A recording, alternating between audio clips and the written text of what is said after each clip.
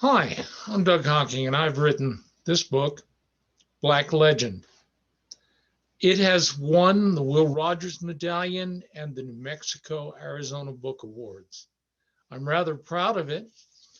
I am fighting an accident that became history. It's Black Legend because a certain former NCO uh, decided to trash the reputation of a good lieutenant who died a war hero at the Battle of Val Verde in the furtherance of his own career, making himself out a hero, purporting to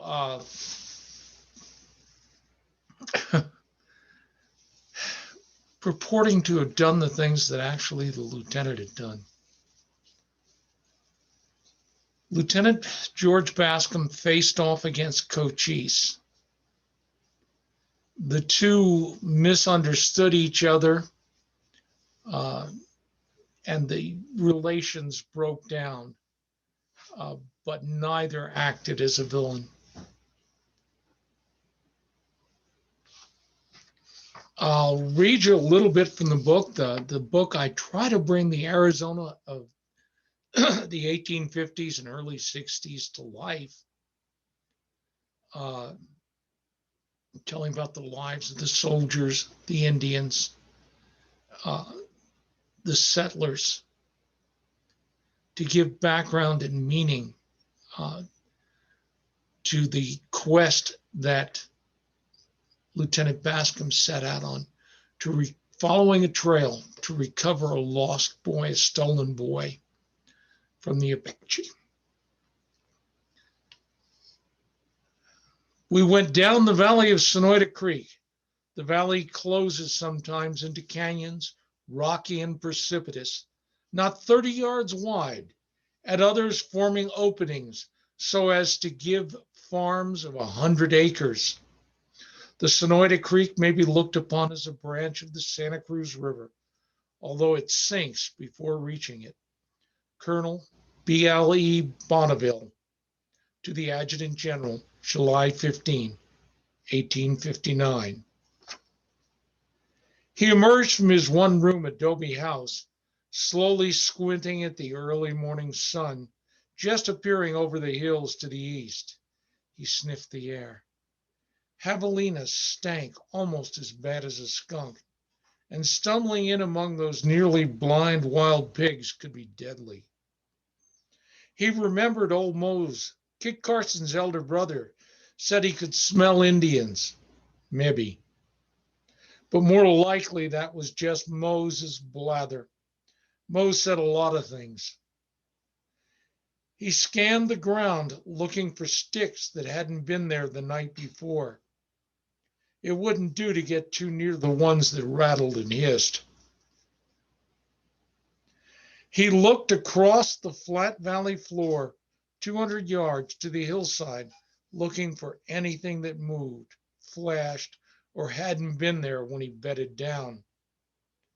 Some days he got lucky, and a deer or an antelope, come to drink at the creek, would be close enough to shoot with the caplock rifle he kept loaded inside the door. Chickens wandered near the house. They kept down the insect population, especially the scorpions. Everything seemed to be in order. He checked the loads on the two pistols tucked into his belt. They were heavy and pulled at his suspenders, but it was better to have them than not. Mexican and Apache raiders might show up at any time. The door creaked as his Mexican wife stepped into the yard.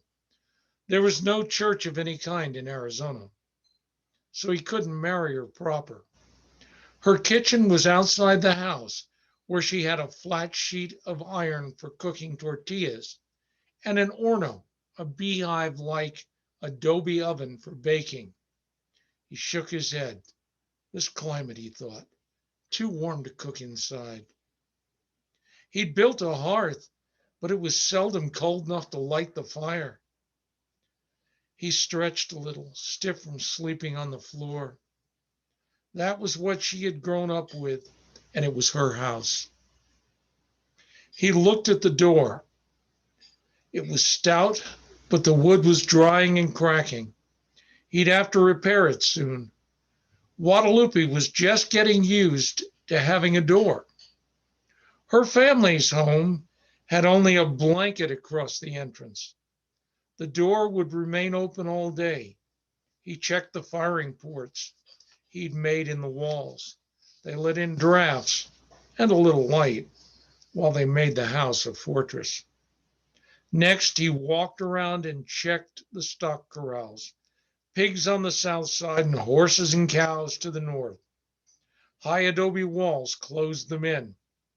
They drew flies and smelled bad, but having them close made it more difficult for Apache to steal them, and the dog and chickens gave warning. His woman checked about in all the places the chickens hid eggs, then cut a few slices from the slab of bacon hanging from the extended vigas. A ristra of chilies hung nearby. They'd end up in his breakfast too, and there would be tortillas. He wished she'd learned to bake real bread or biscuits. Biscuits would be good with preserves and butter. Today he'd saddle the horse and head for his new field by Sonoyta Creek. It was only a quarter-mile away, but he wanted the horse to graze and to be near if anything happened. He'd take the rifle too. He'd divert water from the creek into a new irrigation ditch he was working on and let the water soften the face where he wanted to extend the ditch. The water would show him how to keep the ditch to level. He was doing all right, selling a little produce to the soldier boys at Fort Buchanan, 5 miles to the north. He had a little money. He thought that in the late afternoon he might take Guadalupe up to the sutler's store and let her buy some things she needed.